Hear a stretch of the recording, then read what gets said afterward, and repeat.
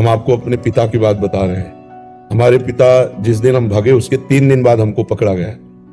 खोजबीन सब शुरू हुई तो 3 दिन बाद पकड़ा गया कि एक गोरा लड़का है वहां जंगल में देवी के मंदिर में रह रहा है।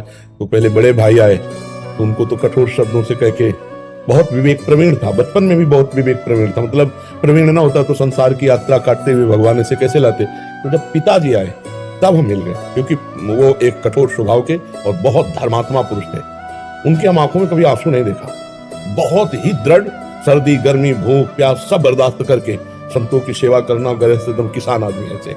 तो जब वो आए तो हमारे मन में आया कि मारेंगे अगर हम आंख खुलेंगे, बात करेंगे तो उत्तर हमारा मानेंगे नहीं है, और इनकी हम अवहेलना कर नहीं सकते। तो आंख मूंद के बैठ गए। जो ही देखा पिताजी आ रहे तो आंख मूंद के बैठ। वो नजदीक आए अपने स्वभाव से, उठ खड़ा हो, खड़ा हो, नहीं खड़ा। तीसरी बार का आप खड़ा हो जा तो हमें लगा डंडा पड़ेगा, चौथी बार तो खड़े हो गए, बच्चे ही थे, खड़े हो गए। तो चाचा जी वगैरह उनको बड़े भैया कहते थे, तो हम भी पिताजी नहीं कहते थे, हम भी बड़े भैया कहते थे। तो उनका बड़े भैया आपसे प्रार्थना करें।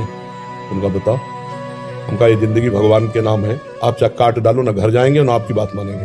तो हम उनकी कृपा की बात बता रहे। एकदम चैप्टर बदल गया, जैसे भगवान की कृपा ना, उनका सच्ची, हमको आपसे सच्ची बात करें। घर नहीं जाओगे करना, कभी जिंदगी में ब्याह नहीं करोगे करना। बोले खड़े हो जाओ, खड़े हो जाओ, ऐसे छाती से लगाओ, कहा राम राम राम 3 बार ऐसे छाती से राम राम राम ऐसे कहा।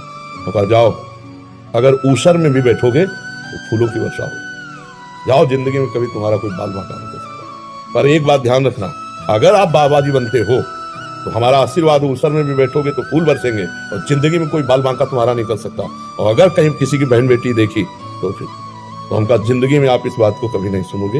वो तो पधार गए, कई वर्ष हो गए उनको पधारे हुए, और उनका आशीर्वाद, माता पिता का आशीर्वाद भगवान का आशीर्वाद होता है।